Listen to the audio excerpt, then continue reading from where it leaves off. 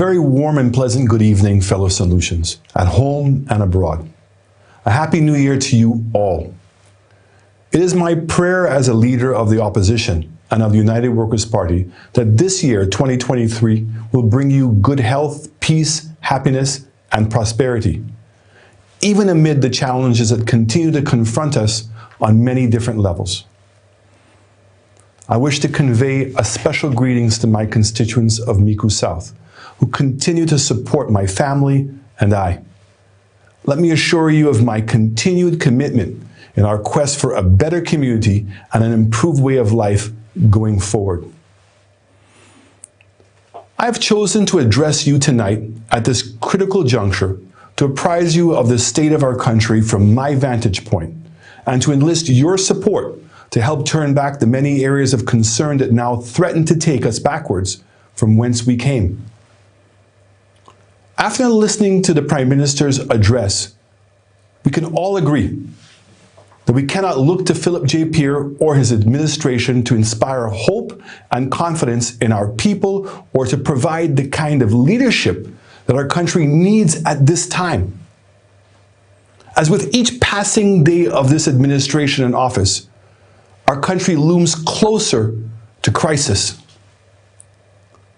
The Prime Minister in his address continued to show that he's out of his depth by his failure to recognize the impending threats that are beginning to emerge in the global economy and the need for him and his government to begin to devise local strategies to confront them. 2023 is predicted to be even more difficult than last year. And the consensus in the international community is that there will be another global economic recession. No one now knows how long it will last or how deep it will be. But we thought the Prime Minister would have been aware of this impending development and would at the very least begin to alert St. Lucians to its implications. We cannot continue to hide our head in the sand, but must confront the reality that faces us with a frank and honest conversation about our country and where it is heading. The good news is that we will not be needing any bazooka to fight this fight. The arms that we will need in this battle are basically innovativeness, insightfulness, and a visionary leadership from a government to undertake the business of the country. A government that is not consumed by protecting the victory, but by a genuine desire to lift the hopes and the spirits of you, the citizens of St. Lucia. As the saying goes, if you are standing still, you are moving backwards. That's why we see countries continuing to forge ahead with plans to build on what they already have, because there's a recognition that even in the times of crisis, the process of pursuing development has to be an ongoing exercise. This is what the last government that I had the honor to lead was able to do. It does not take a crystal ball or a magician to see that in the last year under the St. Lucia Labour Party government, we've slid backwards on many fronts. We must therefore ask ourselves, why is it that every time we elect a Labour Party government, our country and people have to go through this agony of the Ds? Despair, desperation, and disillusionment. Despite all the bravado and the loud noises that continue to come from their ranks, giving the impression that they have the answers, the Labour Party has left us no legacy or footprints of economic success in any section of our national endeavour in their 4 attempts at governance since independence. They've set us backwards each occasion. This is the short history of the party that currently governs us. They simply have never been up to the task of balancing livelihoods and economic development. The last time they demitted office in 2016, they left us with the highest rate of unemployment ever, 25%. They left us with 3 consecutive years of economic decline, or to put it bluntly, negative economic growth. Our debt level was at its highest ever, and all sectors and institutions in our country were in decline or total disarray.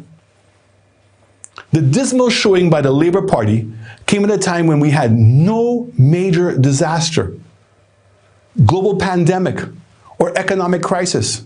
Imagine. So even in the best of times, Labour could not manage this country.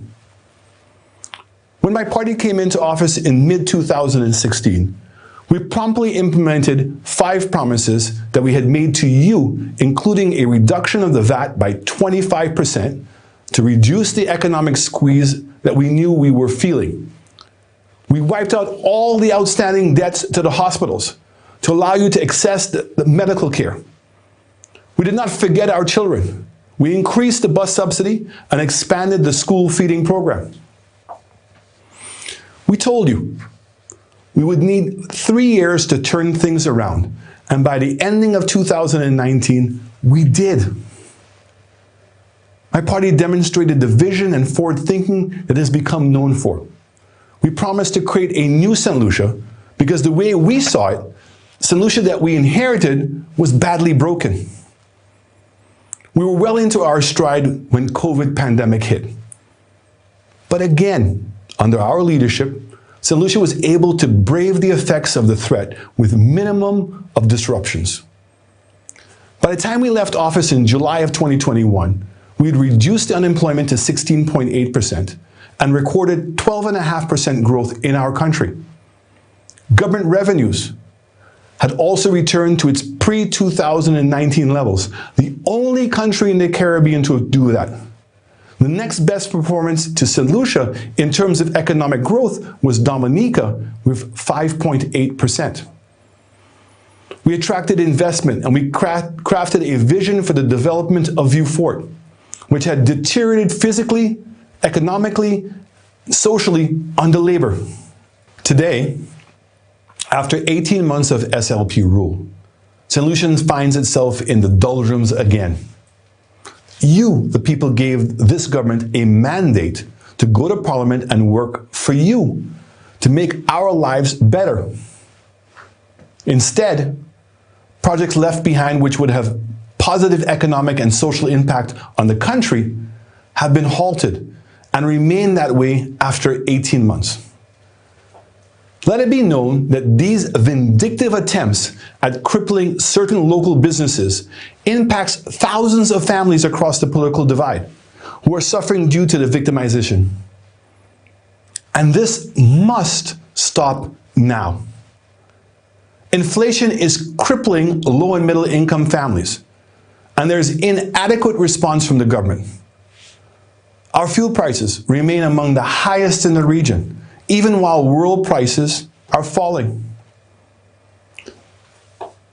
Can you imagine that when the price of oil in the world market was US $120 a barrel, we in St. Lucia paid EC $13.85 a gallon. Today, at just over US $70 a barrel, we're paying a staggering $17 a gallon. Imagine, this is a government that continues to rip you off at the expense of making revenue to create jobs for their friends, families, and their Labour Party comrades. When will this administration keep their promise to put you first? The Prime Minister fails to understand that we're an export-led country, and he's allowed all the increases in the prices of goods to be passed on to the productive sector and to all the households, including the low-income households. To further exasperate the situation, a company like Lucelec, which has a guaranteed profit, is passing on the increased costs to you, the consumers. All of us have to pay higher electricity bills to ensure that Luselec makes its profit, in spite of the current economic crisis facing our country. I ask you, how is that putting you first? The high cost of electricity and fuel also contribute to the high prices of goods on the supermarket shelf. If the Prime Minister really cared, if he really understood, he would have reduced the price of fuel and reduced the rate of import duties to ensure that the wholesalers and distributors pass on the reduced costs to you. That is why a caring and understanding United Workers' Party would have done. As a result of stopping all the major projects, this government has increased the level of unemployment, especially among the young men in our country. People who worked under the St. Jude's project and the Hunor International Airport project, and even the many road reconstruction projects, have found themselves on the breadline. It's now almost impossible for them to feed their families and send their children to school, or even to pay their water and electricity bills. Does the Prime Minister really understand that these decisions also affect the truck operators and heavy equipment owners, who many of them are small, independent owners and are not big companies? Does he understand that these revenues were supplementing household incomes? And I ask you again, is he putting you first? A caring and understanding United Workers' Party government would have continued these projects and continued the practice to ensure that the contractors hired as many residents in the various communities as possible. But this government continues to be completely clueless and cannot generate any new ideas to help the situation. Their incompetence can now be appropriately classified as criminal. The Labour Party criticizes for spending an unprecedented $500 million on road rehabilitation by saying, and we remember this, people don't eat roads. But today remains mute on the issue. That figure, sadly, only represented repairs to 1/3 of our road network. And in addition, we were spending $30 million a year for basic road maintenance. We're no longer in the rainy season, as was indicated by the Minister King. Today, we find ourselves with the worst road network in the modern history of St. Lucia. When we left office, we had signed and negotiated a package of over $100 million for road rehabilitation. Again, because of their victimization, they stopped all the road projects and canceled all the contracts and negotiated, but yet still they continue to collect the gas tax that we initiated to go into a lockbox towards road rehabilitation. This is criminal.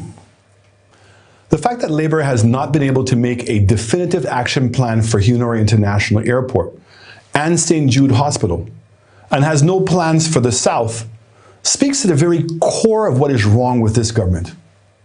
All they can say about Hunor after 18 months in office is that work will recommence later this year. We urge you to ask them for yourself, what is their vision for St. Lucia? My constituents continue to ask me, what is the Prime Minister's vision for the South? But alas, they have no vision for the South and no vision for St. Lucia. They're simply operating and protecting the victory. And the reality is that this survival mode is destroying our country economically, socially, and culturally. One of the more sordid deeds of the Labour parties in the last year was its decision to enter into an agreement with a foreign entity for control of 2 of our ports in Castries and Soufrière for 30 years, with an option for renewal for a further 10 years. And all for an investment of $47 million. Unbelievable yet absolutely true and unfortunate. $47 million to be paid back in 40 years. So for the next 40 years, we'll have no control of our ports. We'll have no say in what happens. We'll have no control of the millions of dollars that the cruise sector will bring into this country. I ask you, is this putting you first? Let me give you an idea of how utterly ridiculous this proposal is. At the moment, St. Lucia earns a tax rate of $6.50 per cruise ship passenger. We recorded 1 million passengers in 2019. We know that we can get an additional minimum of $5 per passenger because the cruise industry has collectively agreed to increase the head tax. This calculates to $11.5 million a year in revenue for 30 years, or about $345 million to get an investment of $47 million. Is this the craziest thing one could ever hear? And it begs, is someone personally benefiting from this lopsided deal? Why on earth do we need a middleman in running our ports and collecting this kind of money when SLASPA and Invest St. Lucia can do the same for us? With this deal, the government is giving up all current and future revenue at our ports for the next 30 to 40 years.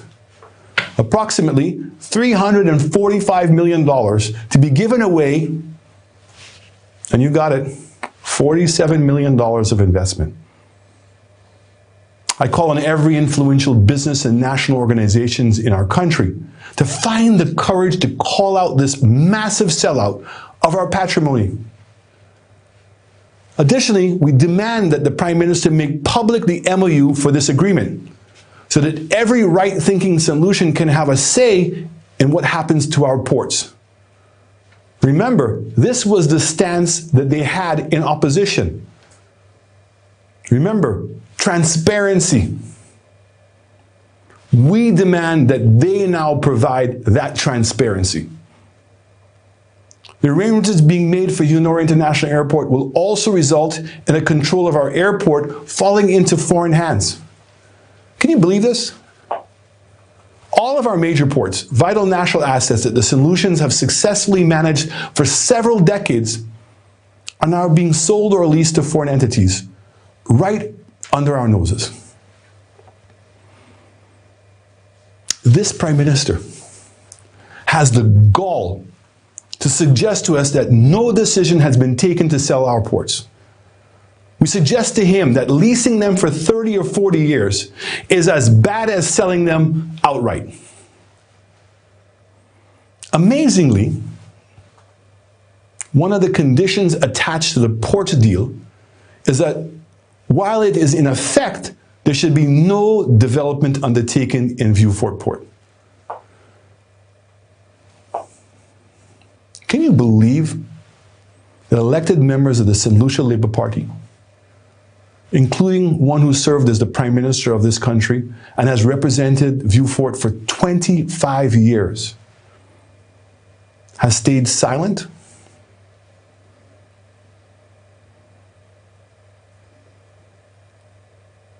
It means that for the next 40 years, no development can take place in the south of St. Lucia.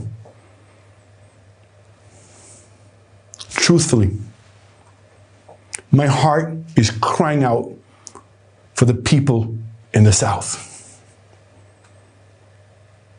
Where are the self-proclaimed patriots who should be standing up for Vieux Fort?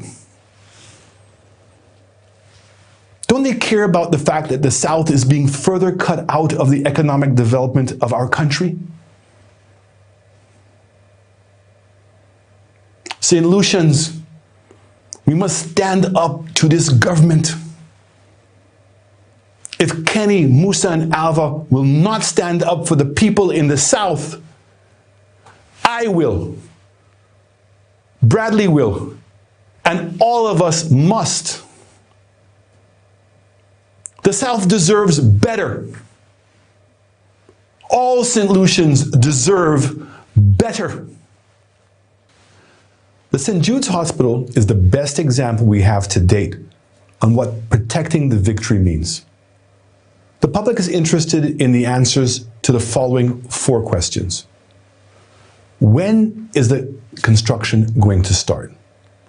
How long will it take to complete? How much will it cost? And what type of hospital will we be getting? When we came into office in 2016, the Shantic King and FDL report confirmed that we spent $118 million on the old building, consisting of over 26 structures, and that it would cost approximately $90 million to complete it. However, that number did not consider the many deficiencies to the electrical, plumbing, sewage, gas, design flaw, and layout of the facility. To date, no costing has been done to solve those issues that needed to be completed before we continue with the project. Given that this was an old structure, and we could not answer these questions until we begin reconstruction.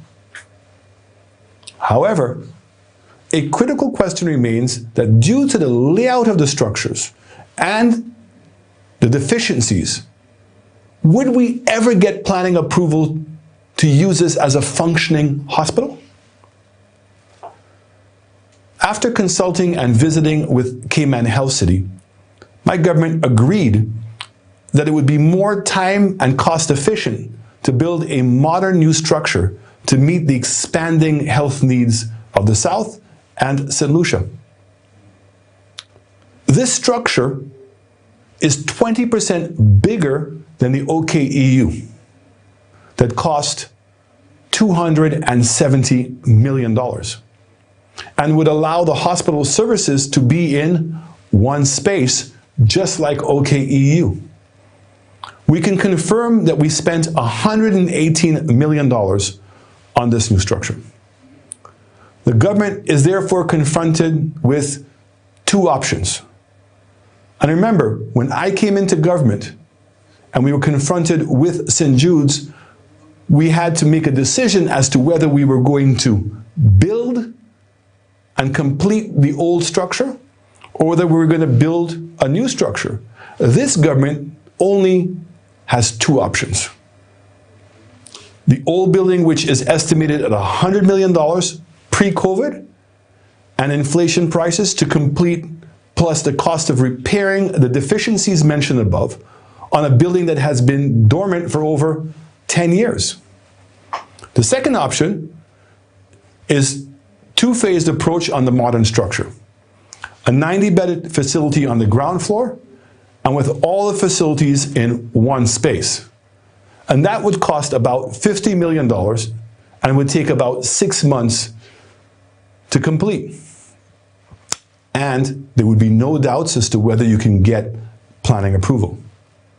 The second phase would allow for the expansion of other floors with the option to change the use of the old facility into a medical university.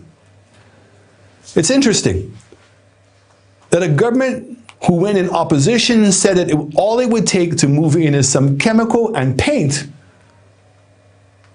To date, 18 months later, cannot come up with a viable plan to move from the stadium. This is a government who had a report for over 14 months and still has no answers for the critical questions that must be answered. I ask you, is this putting you first? A caring and understanding United Workers' Party government would have had you out of the stadium and into a brand new modern medical facility by now. This government always spoke about transparency and accountability. And as usual, everything they promise, they do the opposite. So we had no report on the Citizenship by Investment program and how its money is being spent. We have no update on the government revenues. The new Finance Act requires that they give regular updates on what is happening with the country. But we've had none. Not one report. No numbers of unemployment, cost of living, economic growth, nothing.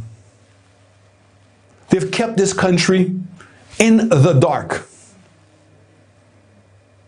How many of our people know that over the Christmas period, this government announced to the world that they were reducing the CIP from $300,000 to $200,000? Did they tell us of the change to the citizenship program where they removed the suspension from Iranian nationals to apply for citizenship, among other changes? These are the very same people who once said that we should not cheapen the CIP program. This is yet another example of Labour Party hypocrisy. Do as I say, not as I do. Let's remember that this is a Labour Party whose motto is bread, freedom, and justice. Yet we've seen the price of bread become unattainable. Whilst this government is promising to spend another $3 million on a linguist witch hunt, yet they could not subsidize flour for $600,000 to ensure that you St. Lucians would not pay for more for bread. I ask you, does that sound like a government that's putting you first? A caring and understanding United Workers' Party government would continue to subsidize the price of flour no matter what to ensure that the low-income families could provide a basic necessity as bread on their table. The fact is that St. Lucia Labour Party is a failed party, and under its current leadership, St. Lucia will soon become a failed state, both internally and internationally. If this is left unabated, it will have a significant impact on our freedoms at home. We see crime out of control. Why? I think because we have criminals trying to lead criminals. How many more innocent St. Lucians have to lose their lives before the Prime Minister steps in? This is further proof that the Prime Minister is clueless. Because instead of trying to solve the problem, he prefers to make excuses and continues to make protecting the victory his priority. If you are a comrade, and if you have a criminal past, you get a pass at the expense of the rest of us. However, this level of hypocrisy is creating chaos and undermining the freedoms that we all enjoy. Justice is being undermined at the highest level. And all this leads to the doubts as to whether we can keep our democracy and be free in our own country.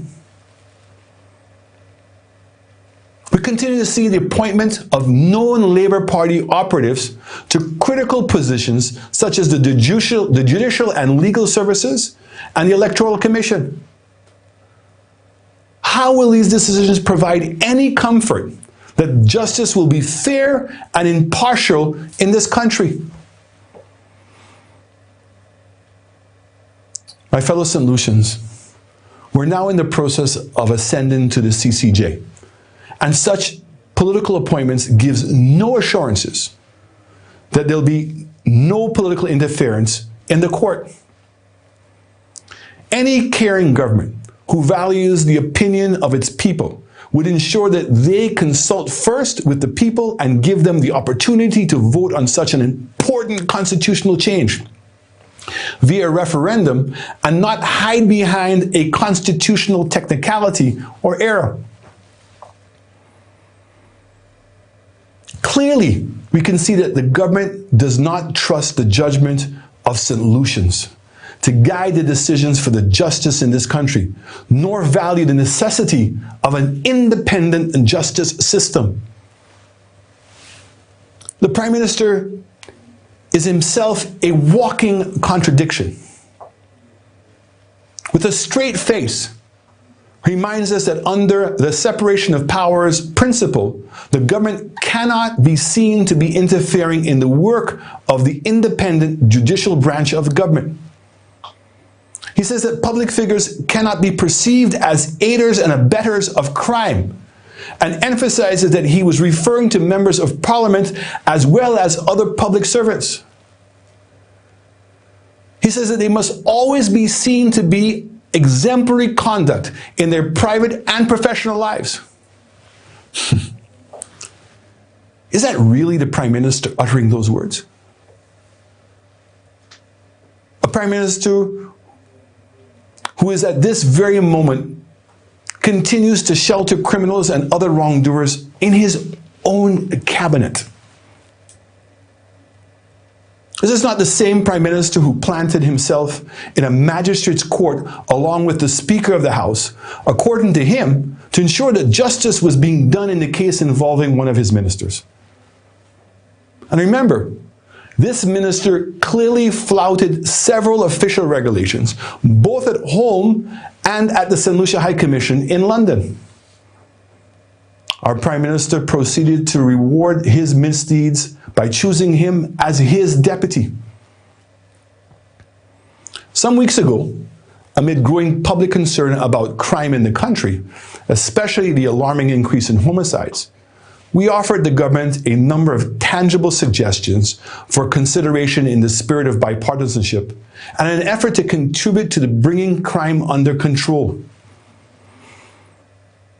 To our utter amazement, but no surprise, the Prime Minister unceremoniously threw out all the ideas into the garbage and claimed that they contained nothing new.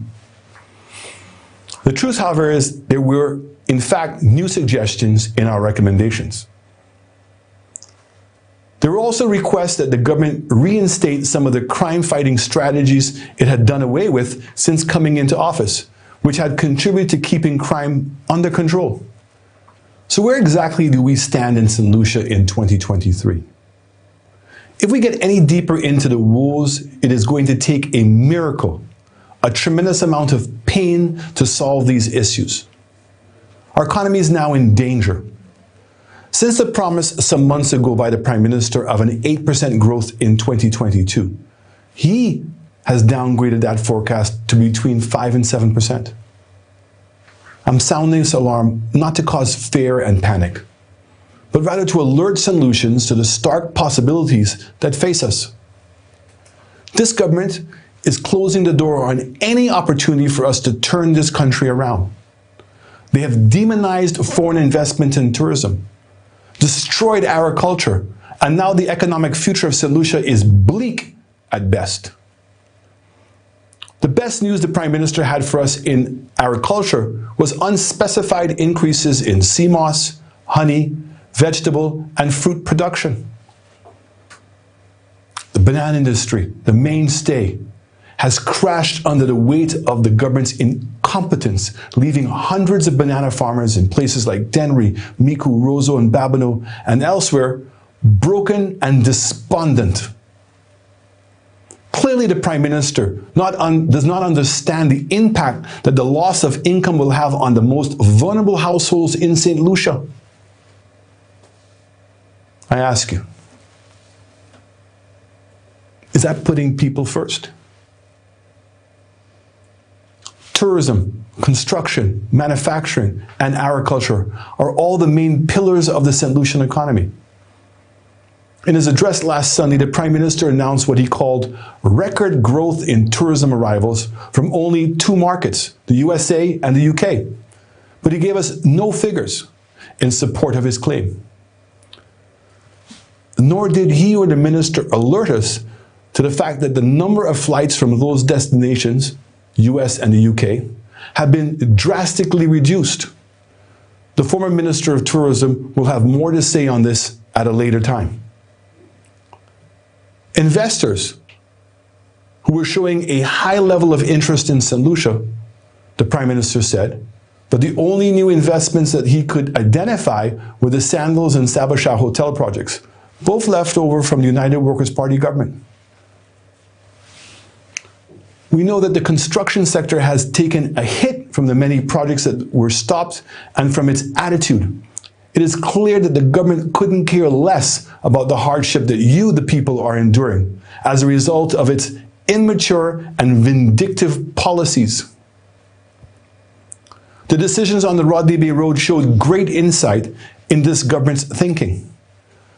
A road package that included 4 lanes, pedestrian overpass, sidewalks, and 2 roundabouts was negotiated at a fixed contract for $15 million. The Labour Party in opposition claims that this was extortion.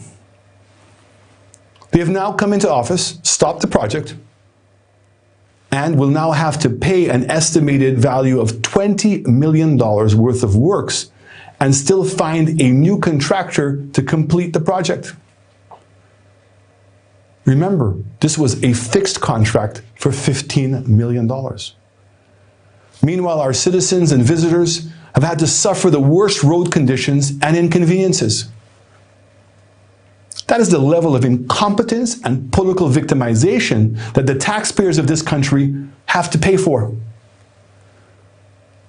Finally, the Prime Minister had no news about the performance of the manufacturing sector. Not a single word.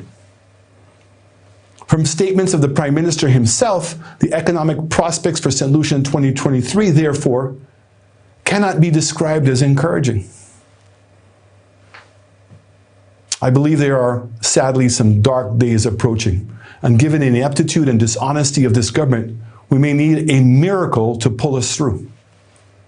The time will come when we, the People's Parliament, will have to convey a vote of no confidence in this government. I want to urge all St. Lucians, keep hope alive, to remain focused and strong as we confront the reality of this grim situation. I have never lost confidence in the ability of you, the people of St. Lucia, to rally together and turn things around in times of difficulty. I know we'll be able to do it again. Finally, I want to reassure every St. Lucian the United Workers' Party is alive and well. It's no secret that since the election, we've been going through a lot of discourse. This is part of the democratic process that our opponents cannot speak of. It is our intention to have our overdue convention very soon in this new year, which will no doubt bring a new executive with fresh and energized leadership, with the talent to allow the party to continue the mission that was started in 1964 and led by Sir John Compton and his team. I was elected in 2016 with a team to continue building towards a better St. Lucia. We were criticized by the Labour Party for spending $10 million a year to improve our schools, for strengthening our healthcare systems, for improving our sporting facilities, for bringing investment into the country, for repairing our infrastructure while still being able to balance our finances. In hindsight, hopefully many more of you now know that United Workers' Party has always had a vision and a proven track record to lead this country. The new leadership will be equally committed and capable of continuing the journey. Be assured. May God continue to protect our country. May God continue to bless you and bless your community and your families, and to bless and guide all of us, especially the more vulnerable among us. I thank you, and good night.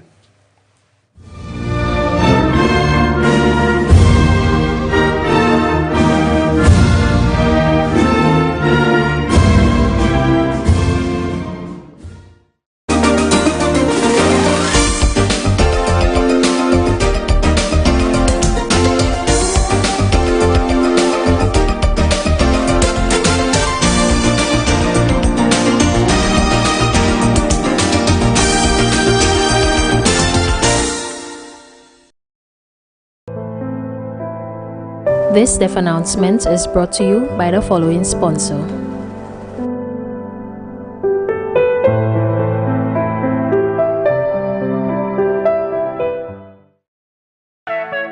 Ernesto's Auto Parts, located on the Labrie-Viford Highway, is your place for auto parts. We have suspension parts, mounts, brakes, shocks, and so much more. We specialize in accessories like mats, batteries, horns, lubricants, and much more. We're open from Mondays to Saturdays from 8 to 5 and Sundays and most holidays from 8 to 1. L'opui, Ernesto vai depois.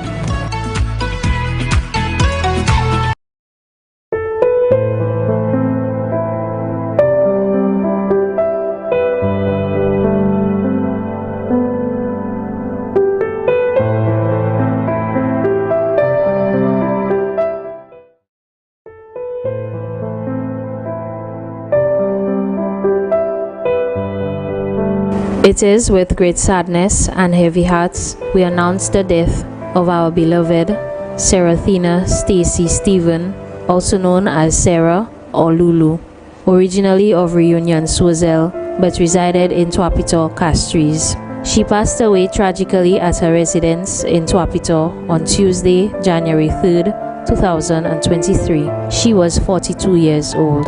Left to mourn her mother, Rosama Stephen, also known as Lilin of Reunion, Swaziland. 4 children: Isaac Ives of Reunion, Swaziland, Isaiah Ives, student of the Swaziland Secondary School, Victorious Stephen of Tuapito, Chloe Sylvester of Texas. 6 sisters: Donatien Stephen, also known as Donna of Christian Hill, Swaziland, Petronila Antoine, also known as Meme of Lafargue, Swaziland, Tala Noma Stephen, also known as Tala of Lafargue, Swaziland, Lita Stephen of Reunion, Swaziland, Vic Ume and Julie Ume, both of Castries. 2 brothers: Cypri Stephen of Reunion, Swaziland, Egbert Ume of Millennium Highway. 1 aunt: Mauricia George, also known as Vera of Lafargue, Swaziland. Fathers of her children: Leo Sylvester of Texas, Sean Ives of Guyana.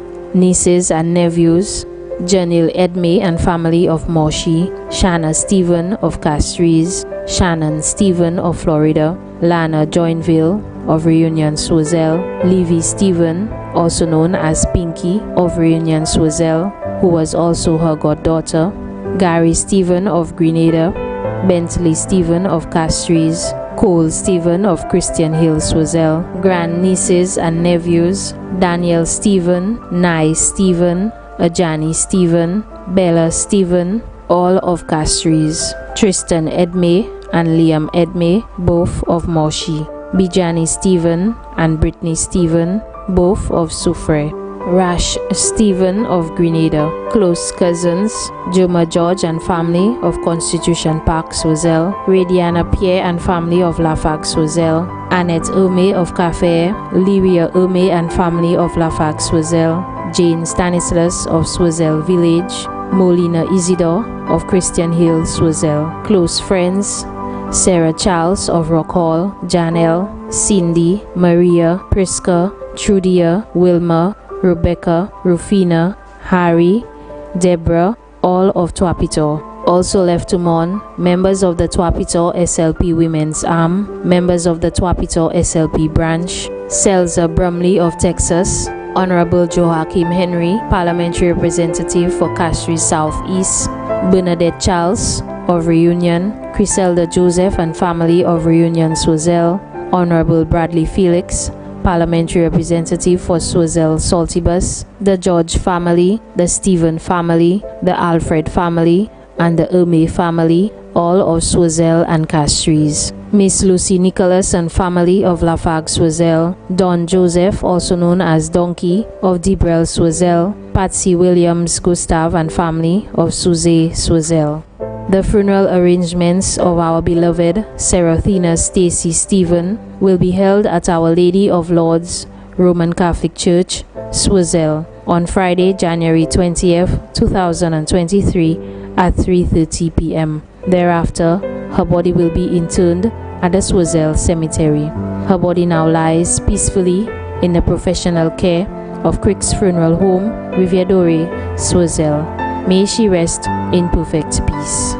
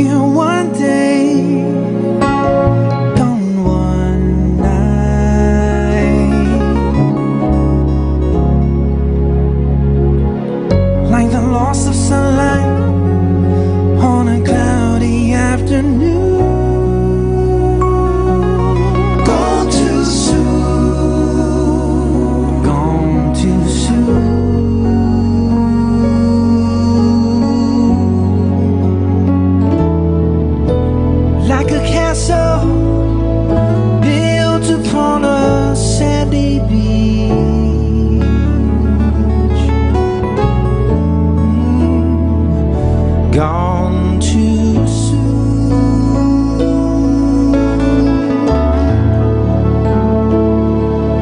Like a perfect flower that is just beyond your reach.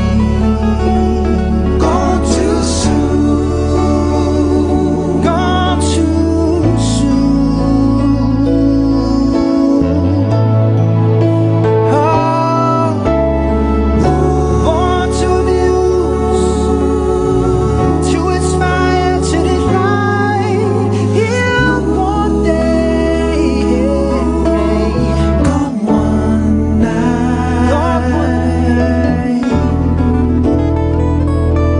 like a sunset, dying with the rising of the moon. Gone too soon. Gone too soon. Gone too soon. Gone too soon. Gone too soon. Gone too soon.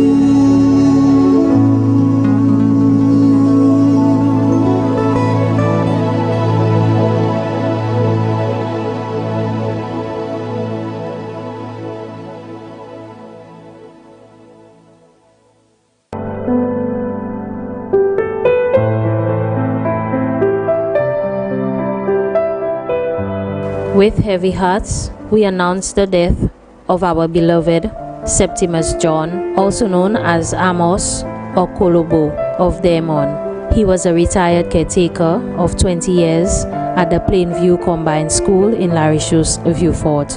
He was a father, grandfather, brother, uncle, cousin, and friend. He passed away at the St. Jude Hospital on Tuesday, 10th January 2023 at 8 a.m.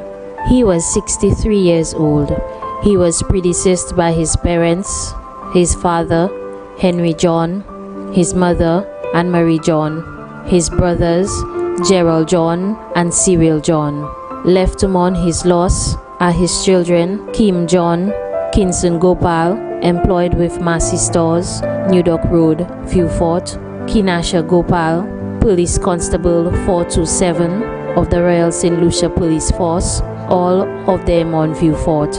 Yasmin Gopal of Pierrot Vieux Fort, Wendy Gopal, better known as Sindo of Bossejou Grosile. His grandchildren, Kisana Gopal, Zacchaeus Gopal, both of them on Vieux Fort. Zaya Edgar of Pierrot Vieux Fort. His siblings, beloved brother and caretaker, Stefan John, also known as Boone, employed as a security officer at the St. Jude Hospital, and the family of Damon Vieux Fort. His sisters, Delicia Emil and family, Rufina Jeremy and family, both of Larissus Vieux Fort, mother of his children and devoted caregiver, Casilda Gopal of Damon Vieux Fort, daughter-in-law, Natasha Gopal of Damon Vieux Fort, his son-in-law, Kim Edgar of Pierrot Vieux Fort, his sister-in-law, Teresa John, who resides in Florida, USA, his brothers-in-law, Patrick Jeremy, Conrad Emil, both of Larissus Vieux Fort, 11 nieces and 7 nephews, children of his deceased aunt, Martha David of Larissus Vieux Fort, Lillian John, Relda Maffre, Lena Collymore of Grace Vieux Fort, close friends, Dodoy of Auger Vieux Fort, Linsworth Anderson, also known as Body, Avis Harrow, Linus Alfred, Gilroy Amide, Ian Alfred, Aaron Charles, better known as Whitney, Anthony Isidore, also known as Gogo, Brad Edward, Brenda and Jude, all of them on Vieux Fort. Family friend, Mrs. Florence Monroe of Larissus Vieux Fort. Teachers, staff and students, past and present, of the Plainview Combined School. Special mention, Mrs. Isla Sami, retired principal of the Plainview Combined School.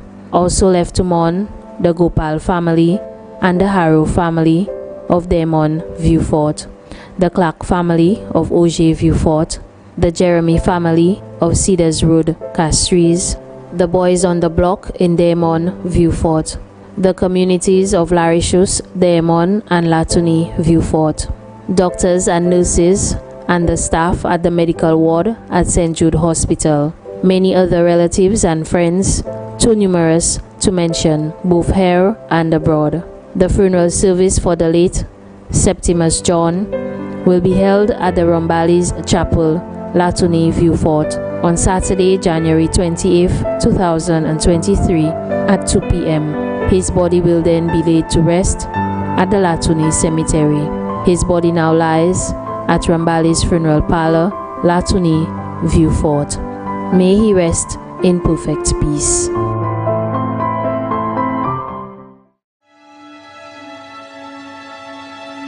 Lift me up, hold me down, keep me close, safe and sound, burning in a hopeless dream.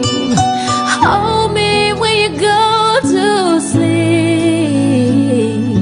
Keep me in the warmth of your love when you depart. Keep me safe, safe and sound.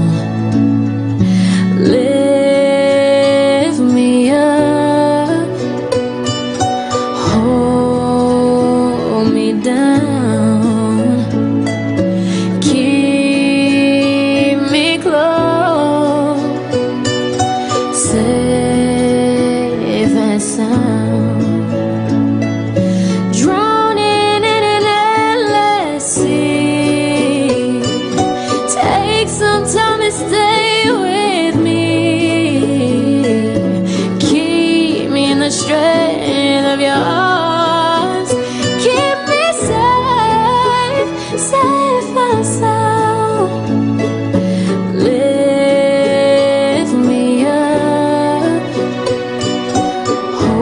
hold me down, keep me safe, safe and sound. Burning in a hopeless dream. Hold me when you go to sleep. Keep me safe. We need light, we need love.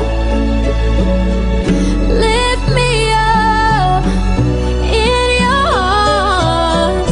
I need love, I need love, I need love. Hold me, hold me, hold me, hold me, hold me, hold me, hold me, hold me, yeah. Hold me, hold me.